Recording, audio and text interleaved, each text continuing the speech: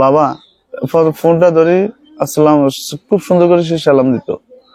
সালাম দেওয়ার পরে আমার বলতো কি, বাবা তুমি ভালো আছো নি? হ্যাঁ ভালো আছি। তোমার শরীরটা ভালো আছে নি? হ্যাঁ ভালো আছে। তুমি কিছু খাইছো নি?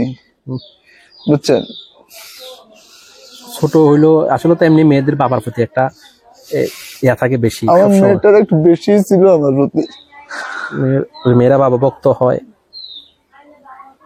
দেখেন কত কষ্টের। আপনারা হয়তো বাহার বাইরটা শুনছেন, আপনার রুবেল ভাইয়ের ঘটনা হয়তো জানাবো না। এই ওমান প্রবাসী বাহারের কথা অনেকেই শুনছেন, অনেকেই জানেন, কিন্তু তারই বড় ভাই রুবেল সৌদি প্রবাসী ছিল, তার কথা অনেকেই জানেন না। এবার তার বড় ভাই রুবেল সৌদি প্রবাসী ওই ঘটনা নিয়ে মুখ খুললেন। চলুন আমরা ওই ভাইয়ের কথাগুলো শুনে নিই, তাহলে দেরি না করে ভিডিওটি শুরু করা যাক। এই খবরটা কখন পান, বা আপনার তো জানেন যে ভাই আসছে দেশের বাড়িতে, খুশি কথা? হ্যাঁ আমি ওই দিন রাত্রে বাংলাদেশ টাইম রাত 3টা, সৌদি আরবের টাইম রাতের 12টা, আমি আমার ওয়াইফের সাথে শেষ কথা বলি। শেষ কথা বলার পরে আমি আমার ওয়াইফকে বলি যে তুমি বাড়িতে যাও, বাড়িতে যাওয়ার পরে যদি তোমার ফোন বন্ধ হইয়া যায় তাহলে চার্জ দিয়ে আগে আমারে মেসেজ পাঠাই দিবা, এই মুহূর্তে মেসেজ দিবা যে আমরা বাড়িতে পৌঁছাইছি। মানে এয়ারপোর্টে যখন যাচ্ছে? না না, যখন এয়ারপোর্টে যাবে আগের দিন যাইতেছে বাড়িতে। হ্যাঁ আচ্ছা, হ্যাঁ মানে যাইতেছে ঢাকা থেকে ওদেরকে রিসিভ করে। আচ্ছা আচ্ছা, মানে এয়ারপোর্ট থেকে বাড়িতে আসতেছে? হ্যাঁ হ্যাঁ আচ্ছা। তখন আমি বাংলাদেশ টাইম রাত 3টা আর সৌদি আরবের টাইম রাতের 12টা। আমার ঘুম আসতেছে, কালকে আবার ডিউটি আছে, তোমরা যাও। যাওয়ার পরে বাড়িতে পৌঁছাই আগে আমার রেকর্ড পাঠিয়ে দিবা, তোমরা বাড়িতে আসে পৌঁছাইছো। তারপর আমি শোয়ার থেকে উঠি, মেসেজ দেখবো, মেসেজ দেখি তোমরা বাড়িতে আইছো, এটা জানলাম। তারপর আমি ডিউটি যাবো। তো সকালবেলা আমি ফোন করতে পারবো না, আমার তাড়াতাড়ি যেতে হবে, আমার ডিউটি আছে।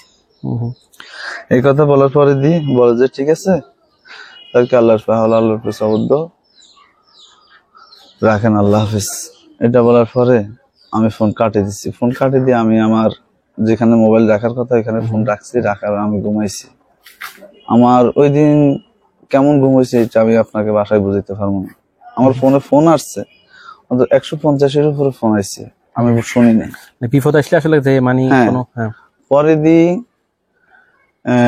আমার স্বাস্থ্য চালা একটা আছে, ইন্ডিয়ান একটা আছে, মানে ইলেকট্রিক সাইডের লোক আছে আমাদের কোম্পানিতে। ওরা ডিউটিতে যায় 6টা বাজে, 6টা 6:30টার ভিতরে ওরা আসছে ডিউটিতে যায়। ওইখানে আমার বউয়ের স্বাস্থ্য ভাই আছে একটা, নাম আব্দুল কাদির। তো ও আসে আমার দুয়ারে নক করার পরে আমি দরজা খুলি, খোলার পরে কিছে, কয় যে আপনি কি বাড়িতে কথা বলেন না? আমি কইছি রাত্রে। কয় যে আপনার কবির কাকা, আমার চাচা শ্বশুর আছে, কবির কাকা আপনার ফোন দেয়, আপনি ফোন ধরেন না কেন? আমি কই যে ভাই আসলে আমি কইতে মিথ্যেন না, আমি যাই দেখি।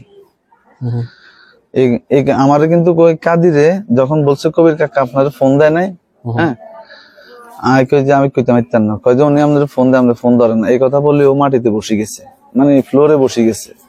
বসে যাওয়ার পরে আমার টেনশন কি রে,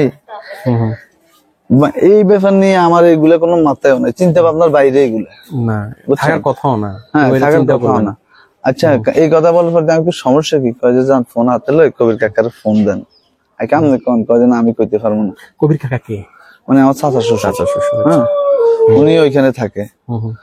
পরে যাক আমি যে ফোন হাতে নিচ্ছি, ফোন হাতে নেওয়ার পরে আমার বাড়ির পাশে নাম হইলো আজগর, ওই আমার ফোন দিছে, আমাদের কাকা সম্পর্ক হয়। ওই আমার ফোন দিছে, ফোন দিয়ে বললো যে কাকা কি অবস্থা, ভালো আছো?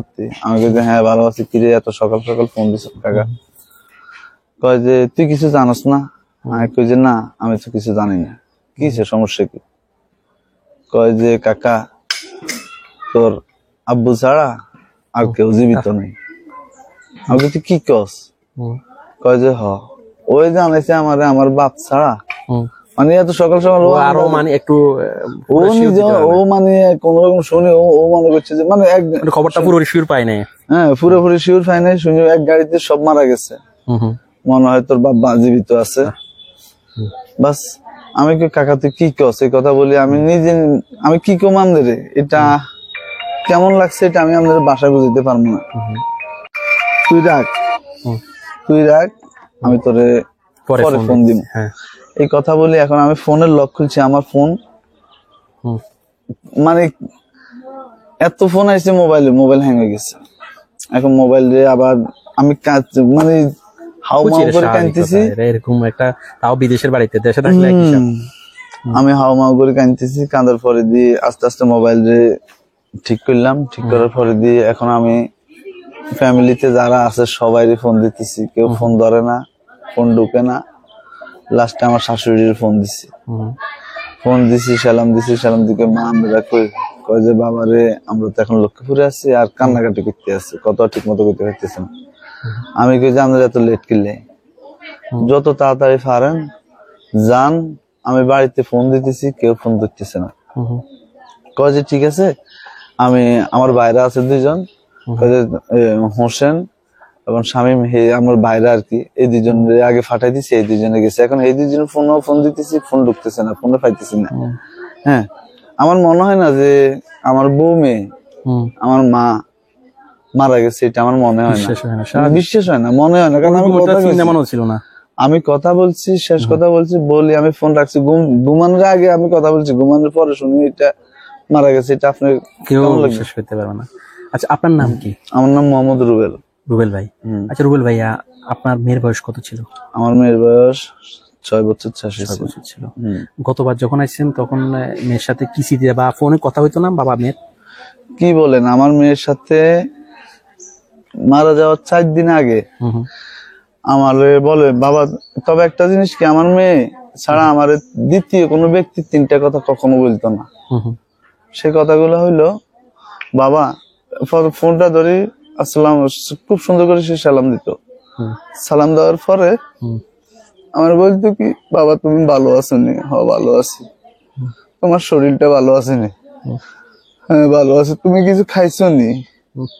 বুঝছেন, ছোট হইলো আসলে তো এমনি মেয়েদের বাবার প্রতি একটা ইয়া থাকে বেশি। আমার মেয়েটার একটু বেশি ছিল আমার প্রতি। মেয়েরা বাবা ভক্ত হয়। দেখেন কত কষ্টের। আপনারা হয়তো বাহার বাইরটা শুনছেন, আপনার রুবেল ভাইয়ের ঘটনা হয়তো জানা না। এই আমারে 4 দিন আগে ও আমারে বলে, বাবা তুমি কখন আইবা? আমি ফেব্রুয়ারিতে আসার কথা ছিল, বাকি ছিল 6 মাস। আমি কইতাম বাবা আমি আসতে 6 মাস। তো 1 2 3 4 5 6, এই 6টা আঙ্গুল 6 মাস কেন হিসাব রাখতো? হ্যাঁ এইভাবে 6টা আঙ্গুল 6 মাস কইতা। হ্যাঁ, কয় যে ঠিক আছে। একদিনে ও 1 মাস মনে করতো। ও কইতো কি, এই প্রতিদিন ফোন দিলে বাবা এই একটা আঙ্গুল শেষ হচ্ছে, 1টা মাস 2টা আঙ্গুল শেষ। এইভাবে আমি 4-5 বার ওরে বলছি 6 মাস, ও 4-5 বার বলছে। বলার পরে আমার বলে কি, ওই দিন 4 দিন আগে, মারা যাওয়ার 4 দিন আগে আমারে বলে, আমি ওর মায়ের কাছে ফোন দিছি, ওর মা বলতেছি লামিয়ারে দাও। তো ও বলতেছে আমি কথা কইতেন না বাবার লগে। আমি কিনলে বাবা কথা কইতেন, কয় যে না তুমি বাহার কাইয়ে তুমি আইও না, তুমি খালি বলো 6 মাস 6 মাস 6 মাস। আমি 6টা আঙ্গুল এইভাবে দেখাইছি, 6টা আঙ্গুল তোমার কতবার দেখাইছি, আমার 6টা আঙ্গুল শেষ, তুমি তারপরে বলো 6 মাস। আমি কই যে বাবা তোমার এখন সত্যিই বলতেছি বাবার আর 6 মাস। হ্যাঁ তুমি দেখো 6 মাসের ভিতরে, ছোট মানুষ ও তো আর এতটুকু হিসাব না, সত্যি বলতেছি বাবা 6 মাসের ভিতরে আইতেছি। কয় যে ঠিক আছে আজকে শেষ, আজকে আর কোনোদিন কিন্তু কইতে পারতেন 6 মাস। আজকে 1 2 3 4 5 6, এই 6টা আঙ্গুল শেষ হইব, তুমি আইবা। যদি না আইও তাইলে বুঝবা, দেখবা তোমার কি হয়। আমি আর তোমার লগে কথা কম না। কিন্তু এখন আমার সবচেয়ে বড় দুঃখ হইলো এটা, আমি ঠিক ওর হিসাবে 6 দিন, আপনার হিসাবে 6 মাস হতো, 6 দিন হিসাব। হ্যাঁ ওর হিসাবে 6 দিনে আপনি আসছেন, কিন্তু আমি 6 দিনের মাথায় আমি আমার ঘরে মেয়ের হিসাবে আসছি, কিন্তু মেয়ের সাথে আপনার দেখা হয় না। এটা হয়তো আল্লাহ তাআলা এরকমই লেখা ছিল, আপনি সান্ত্বনা দেওয়ার। আসলে যারা দেশ এবং দেশের বাইরে থেকে যারা ভিডিওটি দেখছেন তাদেরকে অসংখ্য ধন্যবাদ।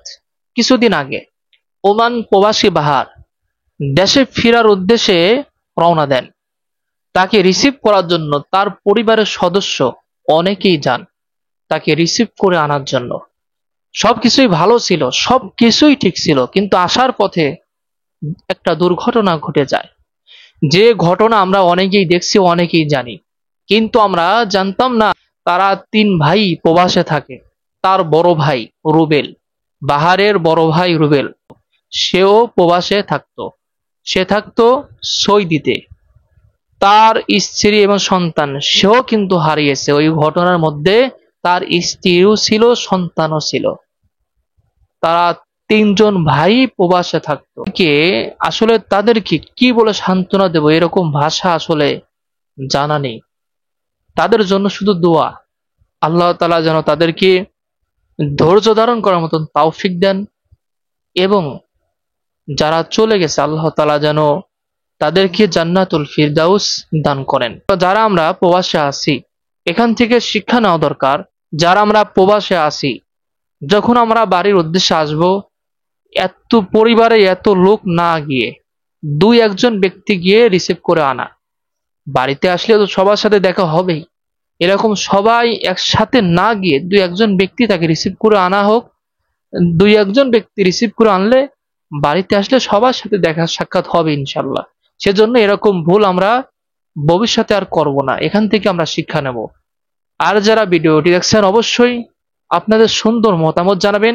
তার পাশাপাশি তার পরিবারের জন্য, বাহার রুবেল ভাইয়ের পরিবারের জন্য সবাই দোয়া করবেন।